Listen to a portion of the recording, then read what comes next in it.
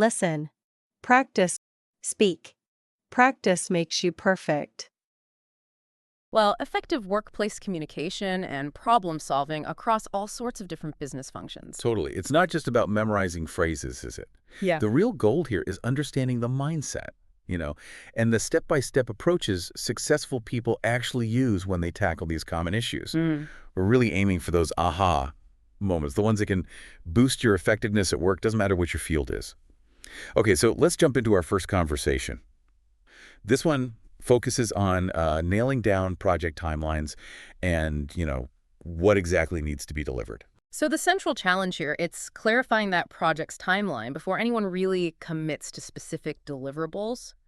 And what's immediately striking is how the conversation just steers towards concrete actions, like right from the get-go. Precisely. They don't just say, oh, we need this done by X date. No, they emphasize confirming the specific milestones. It's about defining the kickoff date and really mapping out those critical dependencies, kind of laying a solid groundwork, wouldn't you say? Absolutely. And that proactive element is so key. The fact that someone has already, put together a preliminary task and resource allocation chart, that shows great foresight. It really speeds up the whole clarification process. Yeah, it does. And providing quick feedback on shared documents is also vital, just keeps things moving efficiently. And here's where it gets really interesting, I think.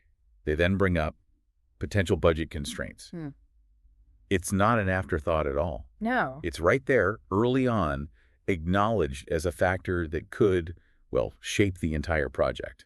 Exactly. And their response isn't just to, accept those limitations. They actively explore how they could potentially streamline production activities to stay within budget, suggesting things like cutting optional features, but making sure they maintain the core performance. That's smart. It's a focus on value, making those strategic trade-offs. And, to prevent any disappointments down the road, they make sure to confirm exactly what the users need. They even schedule a feedback session with them. That's crucial. Yeah, this early effort to refine the scope.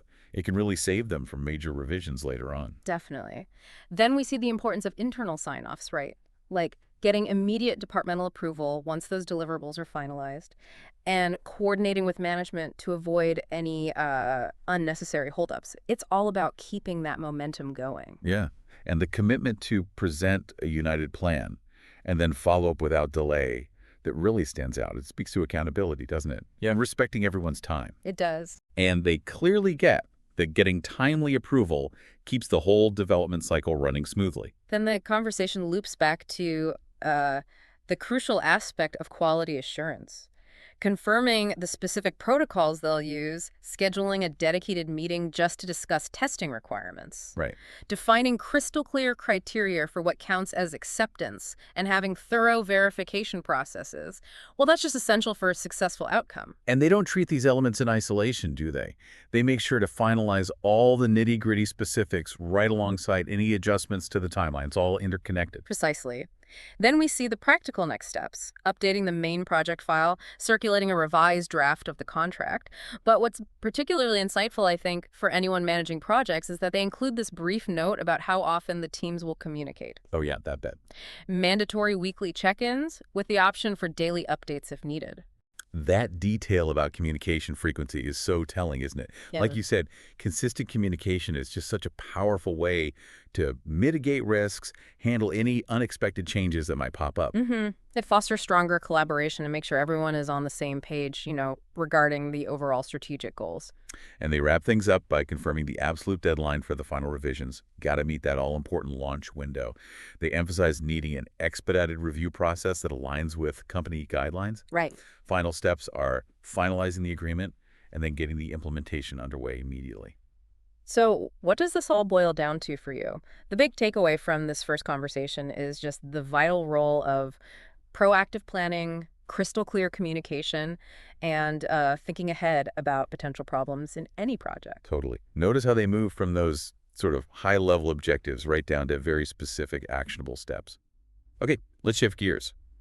Our next conversation takes us into finance, specifically reviewing departmental expenses and trying to pinpoint the major cost drivers. Right. The initial challenge here is simply understanding, where is the money going? And they quickly identify labor costs, what they're paying vendors, Right. and software licensing fees as the big ones.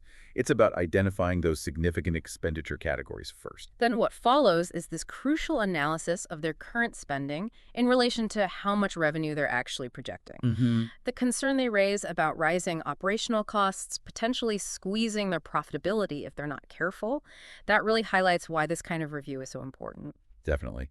The conversation then pivots to potential solutions, Yeah. right? And they start by looking at negotiating better deals with their vendors. Things like discounts for buying in bulk or maybe signing longer-term contracts. It's about seeking efficiencies in their external spending first, and the suggestion to explore possible bulk purchasing agreements with the procurement department. That shows a good understanding of how different internal teams can actually work together to achieve cost savings. Yeah, that makes sense. Then they touch on the, well, sensitive topic of optimizing salaries or maybe even streamlining headcount. But they acknowledge upfront that it's delicate territory. Which shows an awareness of the human impact, right? Exactly. And the decision to first explore other avenues for efficiency, like automating repetitive tasks, before even considering headcount changes, that feels like a really thoughtful approach, prioritizing technology and process improvement first. And they're not just throwing out the idea of automation casually. They recognize it often requires an initial investment. Right. And they want to actually calculate the potential return on that investment before they finalize any budget proposals. That data-driven mindset is so critical. Yeah, gathering concrete data on the tools available, estimating the implementation expenses that shows real thoroughness, and then the subsequent decision, weighing whether the benefits truly outweigh the risks, that's just logical and responsible. Okay, here's where it gets really interesting again, I think. They stress the importance of setting aside funds for unexpected issues, what they call a contingency fund. Yes, the buffer. Exactly. They even suggest allocating a fixed percentage, like maybe 5% of the overall budget, just for this. That kind of contingency allocation is, well, it's a hallmark of prudent financial planning. But they also make a wise decision, don't they, to first confirm their final revenue forecasts before they actually commit to that specific figure. Right. They request updated sales predictions from marketing first. Exactly. Refining their expense allocations based on the most accurate projections they can get, that's a really crucial step in creating a budget that's both realistic and, effective. And the urgency they express about finalizing the entire budget framework by Friday to meet an executive deadline, it just underscores how time-sensitive these processes often are. Organizing all the relevant data, drafting a comprehensive report that clearly outlines everything, and then scheduling a brief meeting to review it all before submission. That ensures accuracy and that everyone's on the same page. So what's the big picture here? The key takeaway from this one seems to be the importance of having a structured, methodical approach to cost management. Yeah, it's about balancing those immediate financial concerns with strategies for long-term efficiency, and always building in that buffer for the unexpected through contingency planning. Right. Okay, conversation number 3 shifts gears to marketing, specifically revisiting the planned marketing approach for a new product launch. The initial challenge is just making sure they have the most effective strategy to get this product noticed. And they immediately start thinking about reaching a broader range of potential customers, exploring the power of social media influencers. It's all about reaching new, relevant audiences where they already are, isn't it? Exactly. And the specific focus on using influencers to boost brand awareness, particularly among younger consumers, that demonstrates a very targeted approach to a specific demographic. They also consider partnering with established experts in their industry, collaborate on thought leadership content. This feels like a dual strategy. It is. It aims to build credibility among professionals while also tapping into the reach of social media for that wider awareness. The decision to design a dual campaign targeting both segments simultaneously is ambitious, potentially very effective. But they also raise a really critical point, don't they, about the need to carefully coordinate their messaging so they don't inadvertently, dilute their overall brand identity. Yet maintaining brand consistency is highlighted as absolutely crucial, which leads to the idea of establishing clear guidelines that all content creators, influencers included, will need to follow. Helps ensure a unified, coherent message across all the different channels they'll be using. Exactly. The conversation then turns to budget allocation, specifically considering separate budget for paid digital ads. Right, but importantly, they emphasize needing to actually evaluate their conversion rates. How many people take action after seeing an ad before they commit to heavily investing in those paid ads. Which is smart, a data-driven approach. Getting concrete data from their analytics team on the cost per acquisition for different channels before pouring resources in, that's just sensible. Yeah, they see a hybrid plan balancing both organic, so unpaid, and paid strategies as probably most effective way to quickly maximize their overall market reach. They also discuss incorporating email marketing, targeting their existing subscribers, and the crucial step of segmenting those mailing lists based on interests. So they can send more personalized, relevant messages about the new product. Smart. Very. The next logical steps they outline are presenting this whole multi-channel strategy proposal to upper management and preparing detailed creative briefs for each channel to ensure that consistent branding we talked about. And they recognize that getting executive approval might very well hinge on them presenting a solid estimate of the return on investment, that ROI. Yeah, they know they need to come prepared. Thorough projections, anticipated market penetration, expected conversion rates, resulting revenue generation. They wrap up by scheduling a final review meeting for all the metrics and creative concepts once they're fully fleshed out. And the goal, completing all these steps within a tight 2-week time frame. Gotta stay ahead of competitors, right? Yeah. It's a proactive approach, focused on grabbing that early market share. What's fascinating here is the really sophisticated way they're thinking about marketing. It's not just a broad brush approach. No. They're combining different channels strategically, tailoring messages to diverse audiences, and placing a strong emphasis on data-driven decisions while always safeguarding their brand's consistency. That's key. Okay, let's move on. Conversation 4 centers on enhancing leadership development initiatives within the company. The main challenge: how to improve the skills and effectiveness of their leaders. Right. They quickly identify key areas needing improvement. Communication skills, conflict resolution abilities, and techniques for motivating their teams. Pretty foundational skills for any leader. Absolutely. And the fact that they're considering both bringing in external workshop facilitators and perhaps hiring external coaches shows a willingness to explore different types of expertise. And the idea of blending that external knowledge with the best practices that already exist within their own company, that makes a lot of sense. Sort of gets the best of both worlds. It does. And the smart move to first pilot a small-scale leadership program, then expand based on the results. Yeah. That allows them to evaluate effectiveness and make adjustments before rolling it out more widely. Less risk that way. Definitely. Oh. They also emphasize getting feedback from employees about where they currently see leadership gaps, specifically noting that a recent engagement survey highlighted communication. So they're focusing development efforts on real needs within the organization, not just assumptions. Exactly. And integrating interactive sessions, things like role-playing, simulations, giving leaders practical experience in active listening, giving constructive feedback. That really underscores applying these skills in, real-world scenarios. They also recognize that a one-off training isn't enough, right? They need a follow-up mechanism, ongoing coaching, maybe a peer mentoring program. That sustained support is so crucial for fostering long-term behavioral changes. The specific proposal of a 3-month leadership track workshops plus monthly coaching provides a structured framework for growth. And the practical next steps: coordinating schedules, securing resources like training venues, materials, the logistics.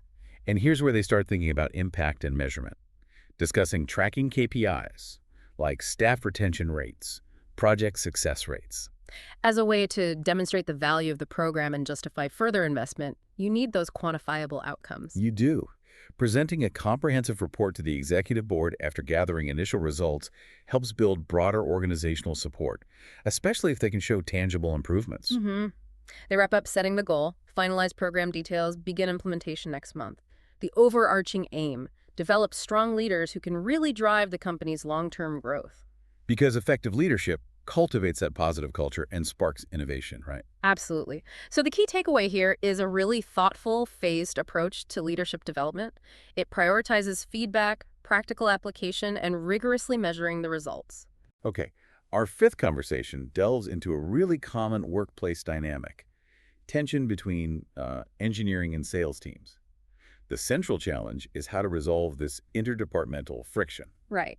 And the conversation immediately identifies a very typical root cause: disagreements when sales makes promises about product features or timelines that engineering then sees as, well, technically infeasible. Happens all the time. The main solution they propose: organize a joint meeting, get reps from both teams together to clarify expectations, understand each other's perspectives. And the suggestion of bringing in a neutral facilitator to mediate, that's smart, encourages more open, honest communication. Definitely.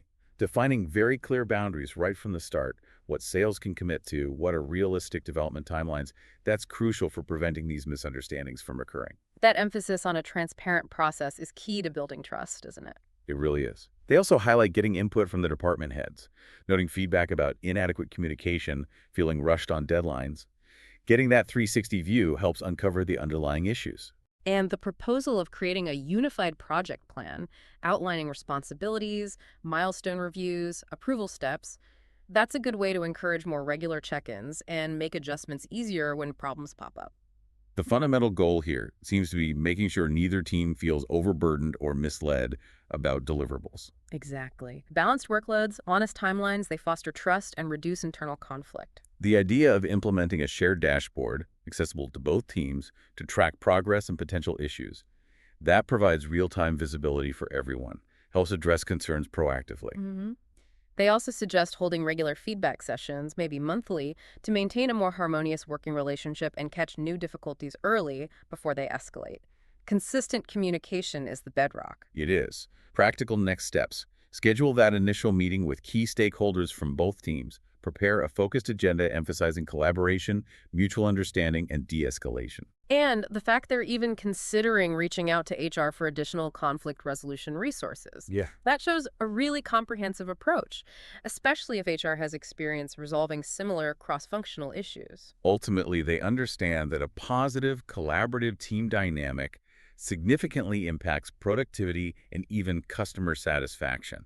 Smooth internal operations reflect well externally, right? Absolutely. The conversation wraps up with them finalizing the meeting details, emphasizing that essential role of open, honest communication in working towards a constructive resolution. So the key takeaway for you, the listener, a proactive and communicative approach is essential when resolving interdepartmental conflict. It's about clear expectations and shared visibility. Okay, conversation 6 shifts focus to the increasing importance of managing remote teams effectively. The challenge, developing a more robust strategy for collaboration and productivity when people are geographically dispersed. And it immediately addresses one of the biggest hurdles, coordinating across different time zones. That can really complicate deadlines and communication. The solution they propose: establish standardized communication windows, specific times when everyone's expected to be available for live discussions. But they also wisely recognize the need for clear protocols for documenting decisions and progress for when people are working asynchronously. Exactly. And the suggestion to implement dedicated task management software tracking deliverables, sending automated notifications, highlights the importance of having a centralized digital hub, especially when teams are spread out. They also emphasize the critical need to actively encourage virtual team building activities. Casual online gatherings, shared interest groups, they can really strengthen those interpersonal relationships that might otherwise feel a bit disconnected. Yeah, that social glue is important. And the idea of managers hosting brief daily check-ins, that's proposed as a way to ensure immediate issues or roadblocks get addressed quickly. Coordinating these around core hours helps accommodate different time zones too. Maintaining that balance between flexibility and consistency is seen as crucial for making remote employees feel engaged and supported. Right. The underlying principle is that no remote worker should ever feel isolated or uncertain about their priorities. The conversation then delves into needing clear guidelines on, like video conference etiquette and general best practices for distributed teams. They even mentioned revising an existing company manual to reflect new tools, emphasizing concise agendas and respectful participation. Making sure that updated manual is shared company-wide is key for setting expectations, and proposing quarterly surveys to gather feedback on remote collaboration challenges. That underscores continuous improvement. Definitely. Next logical steps. Finalize these initiatives, present them to HR and upper management for buy-in. Compiling proposals into a cohesive document helps secure approval. Ultimately, they understand that a well-structured remote collaboration strategy isn't just nice to have. It's essential for elevating productivity and employee satisfaction. And prioritizing remote inclusivity allows them to tap into a broader talent pool, keep operations efficient. Finally, they even consider the practical side, upgrading video conferencing systems for stable connections, better user experience. High-quality tech reduces frustrations. For sure. So the key takeaway for you: A comprehensive strategy for remote work needs to balance structured communication with flexibility and prioritize team cohesion and employee well-being. Okay, our seventh conversation turns attention to refining sales projections for the next quarter, specifically responding to recent market shifts. The challenge is adjusting forecasts to accurately reflect the current economic landscape. It kicks off noting increased competition, which immediately leads them to consider potential pricing adjustments. But they're also very mindful of protecting profit margins. Right. The suggestion to explore offering product bundles or maybe loyalty incentives instead of just cutting prices directly, that shows a more sophisticated approach. Value-added strategies, right? Yeah. Generate extra revenue while maintaining brand positioning. Exactly. They emphasize gathering more detailed market intelligence before making significant pricing changes. Analyzing competitors, gauging customer sentiment, making data-informed decisions. And factoring in potential seasonal fluctuations is also highlighted as critical for accurate forecasting. Plus, incorporating flexible scenarios, different versions based on various assumptions, allows for better preparedness. Collaborating closely with their research team to compile relevant consumer surveys and industry reports is seen as key for gathering those necessary market insights. For a truly comprehensive analysis, Once they have that info, the next step is developing a dynamic forecasting model to present to the executive team, specifically showing both conservative and optimistic forecasts. gives a more complete picture, aids strategic decision-making. Executives generally prefer seeing multiple perspectives, especially amid economic uncertainty, helps understand risks and opportunities. They then stress the vital importance of coordinating with operations to ensure production capacity aligns with projected demand, especially considering potential supply chain constraints. hmm And coordinating with procurement and logistics to double-check lead times and inventory buffers is also crucial. Avoid overpromising and disappointing customers. Definitely. The conversation concludes scheduling a cross-departmental meeting after finalizing initial sales estimates, ensuring everyone across the organization is aligned. So the key takeaway here is the importance of having a sophisticated, adaptable approach to sales forecasting. It needs to account for market realities, explore various scenarios, and ensure clear alignment across relevant departments. Right. Conversation 8 tackles the crucial need for a solid launch roadmap for a new product. The challenge: creating a comprehensive, well-thought-out plan for a successful market entry. And it immediately delves into that strategic decision, phase launch, region by region versus immediate nationwide. They see the phased approach as advantageous. Yeah, test consumer response in a controlled environment, optimize strategies before full rollout, identify glitches or marketing missteps early. Exactly. And the idea of strategically involving key influencers to generate initial buzz during a pilot launch, that's seen as a targeted way to drive early adoption, validate the product's appeal. They emphasize confirming readiness across all essential departments, manufacturing, logistics, customer support, to prevent bottlenecks. Each needs a clear timeline, resources, contingency plans. They also consider the budget for things like in-store demos or interactive trade show displays, maybe reallocating leftover marketing funds. Because hands-on demos can really differentiate a product, create memorable engagement, right? Absolutely. And ensuring sales teams are thoroughly trained, equipped to articulate product benefits confidently, that's highlighted as crucial. Product knowledge sessions, internal workshops. The overall plan includes finalizing a clear rollout schedule with specific checkpoints for feedback and monitoring key performance metrics, allows regular evaluation, refining messaging, addressing logistical hiccups. Requesting weekly progress reports from all involved teams, standardizing reporting formats for quick tracking and early risk detection, that's good practice. And the importance of carefully analyzing pilot phase data before a full national release underscores that data-driven approach. Minimize costly mistakes, optimize strategy. They also consider coordinating with PR to secure an official launch announcement in industry publications, enhances credibility, ensures wider coverage. Yeah. The conversation concludes emphasizing consolidating everything into a cohesive launch plan, scheduling a final review meeting for alignment before methodical execution. So the takeaway for you, launching successfully requires a detailed step-by-step approach.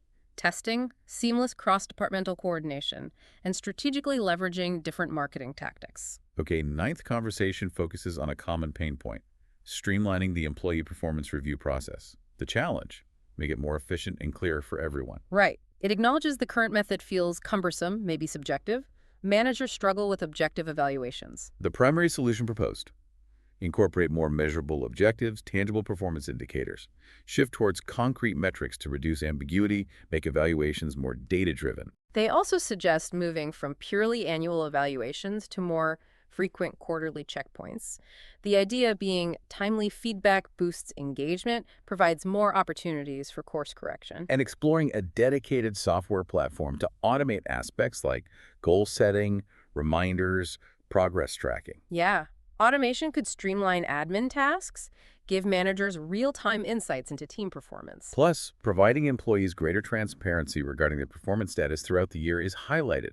Consistent constructive feedback is crucial for growth and motivation. They also discuss needing better training for managers on delivering constructive criticism effectively, setting clear, objective goals, aims for unbiased evaluations, respectful communication. The underlying understanding, a well-structured, fair review process significantly improves team morale, and the company culture needs to genuinely support continuous improvement and recognition. Practical steps include working with HR to design new review templates with clear metrics and competencies, gathering feedback from departments on these templates. And maybe incorporating peer evaluations or 360-degree feedback in some cases, though carefully handling anonymity and confidentiality. Right. The plan is to pilot changes with a small group first, then present outcomes to leadership for broader adoption. Track pilot results, gather feedback for adjustments before a full rollout next quarter. So the key takeaway: modern performance reviews should focus on being more objective, frequent, and supportive of employee growth through clear metrics and well-trained managers. Our 10th conversation tackles improving the client onboarding process. The challenge: reduce initial confusion and potential frustration for new clients. It immediately pinpoints common issues. Clients feeling overwhelmed by documentation, unclear about contact points. The primary solution: create a simple, user-friendly welcome packet, outlining timelines, responsibilities, main communication channels, quick understanding, fewer initial inquiries. And assigning a dedicated account manager right from the start. Single point of contact builds trust, streamlines issue resolution. Yeah. The idea of providing a brief tutorial or video walkthrough for complex platforms is explored too. Reduces training time, empowers clients faster. They recognize the importance of gathering early feedback from new clients on their onboarding experience. Continuous adaptation keeps materials relevant and effective. And considering automating certain steps, like personalized progress updates via email, keeps clients informed, frees up the team for more complex support. Incorporating a simple checklist for clients to track onboarding milestones provides visibility, reassurance, and scheduling a kickoff call after checklist completion aligns expectations formally.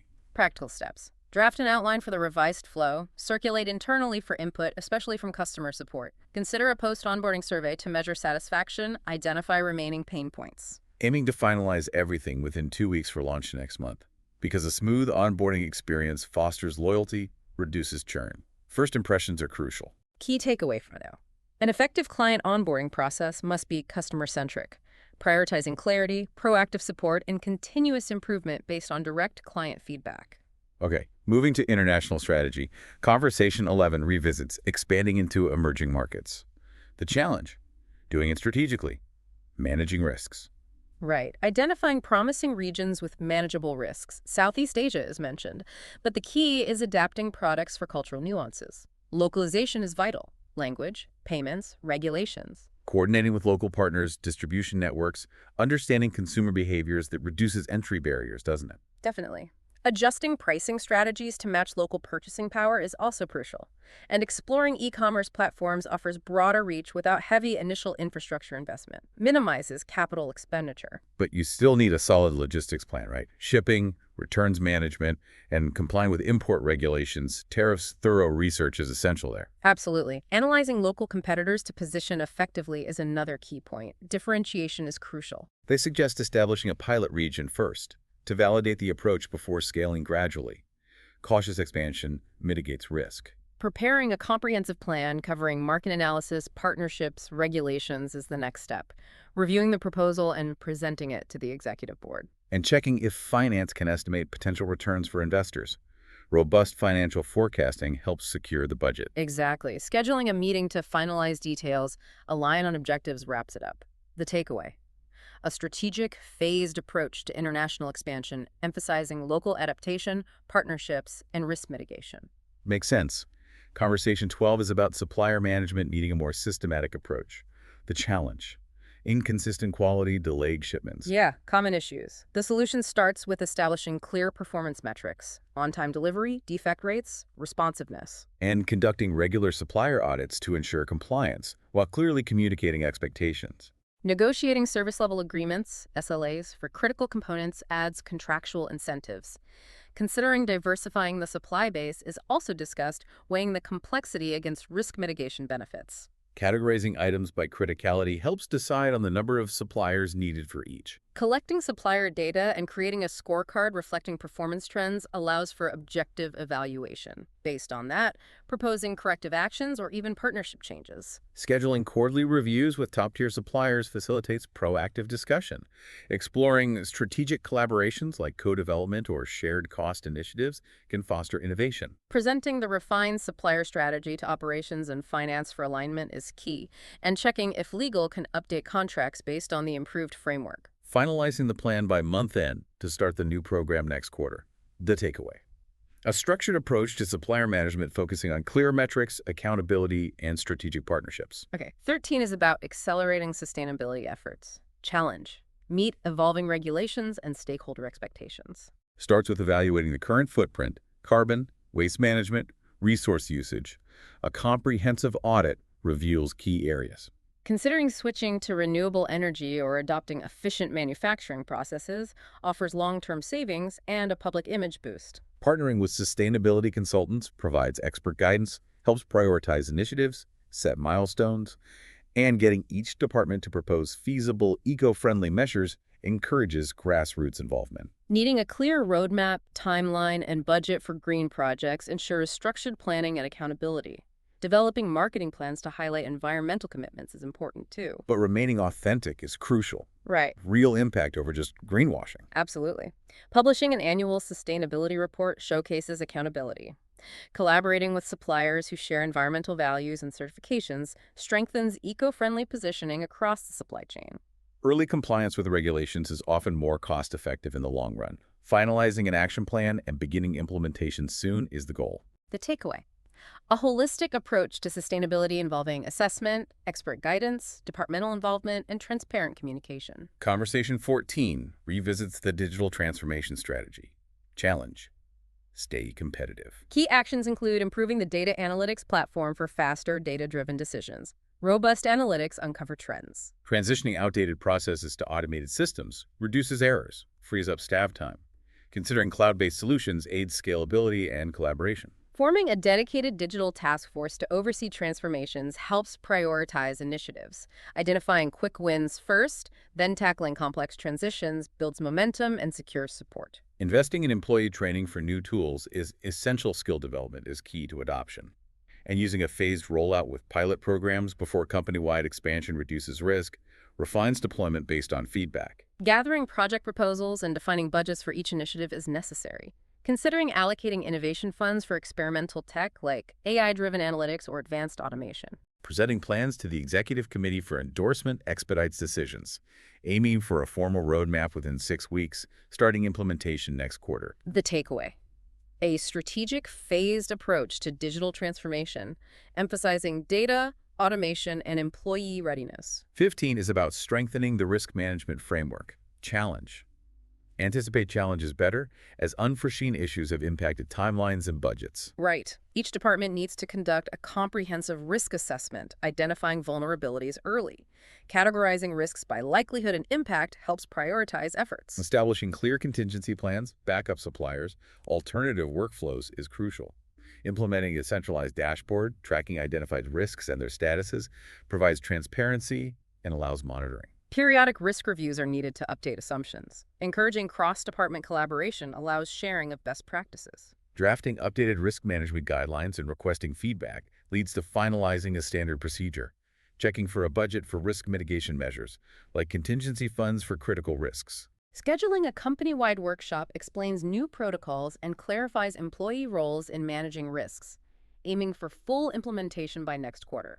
Takeaway: a proactive, collaborative approach to risk management involving assessment, categorization, planning, and continuous monitoring. 16. Elevating corporate social responsibility, CSR initiatives. Challenge. Achieve greater community impact. Meaningful CSR boosts public perception and employee morale. Identifying causes aligned with company values, education, healthcare, environment. Forming a volunteer committee to organize events fosters passionate employee-led involvement. Considering sponsoring workshops or scholarships for local youth. Partnering with reputable nonprofits offers guidance, logistics support, accountability, and broader reach. Tracking CSR progress annually and publishing an impact report builds trust through transparency. Setting a budget and coordinating with finance is necessary, aiming for a balanced mix of monetary donations and active volunteer work. Presenting the plan to the board for endorsement. Encouraging employees to suggest additional CSR ideas fosters inclusivity and reveals unique opportunities. Finalizing the strategy and rolling out the first initiative soon. Takeaway: a values-driven, employee-involved approach to CSR aiming for measurable impact and transparent reporting. 17 deals with strengthening the recruitment strategy. Challenge. Attracting top talent in a competitive industry. Actions include refining employer branding and leveraging new channels, showcasing culture, career paths, innovative projects, highlighting growth opportunities. Optimizing the online application process, user-friendliness, quick follow-up, simplifying forms, automating status updates, offering employee referral bonuses. Partnering with universities or coding boot camps for early talent recruitment. Exploring diversity hiring initiatives for an inclusive, balanced workforce. Updating job descriptions to emphasize inclusive culture and benefits. Establishing a clear timeline for interviews and ensuring prompt decision-making speed matters. Providing robust onboarding and mentorship programs helps retention. Considering flexible working arrangements or remote options broadens the talent pool. Gathering feedback from recent hires on improving the recruitment experience. Tracking applicant quality and hiring speed metrics for data-driven evaluation. Takeaway: a multifaceted recruitment strategy focusing on employer branding, candidate experience, diverse talent pools, and efficient processes. 18. Improving data presentation to executives. Challenge. Enhance clarity for quick comprehension. Aiming for standardized dashboards with key metrics, trend graphs, brief explanations, using visual representations is key. Checking for a business intelligence (BI) tool for automated real-time reporting updates, maybe with customizable dashboards. Critical for executives to receive weekly snapshots highlighting urgent issues and achievements. Defining top KPIs for each department and ensuring consistent data definitions is foundational, enabling drill-down features for more detail when needed. Configuring a prototype dashboard and gathering feedback first. Confirming relevant KPIs with department heads. Everything should be intuitive with minimal training, user-friendly design. Rolling out company-wide promotes transparency. Consistent access to vital metrics aligns everyone. Finalizing basic specs and aiming for a pilot launch soon. Integrating alerts for abnormal data spikes or drops for proactive notification. Takeaway: focus on clear, visual, accessible data presentation that empowers executive decision-making. 19. Expanding internal training programs for both technical and soft skills. Challenge.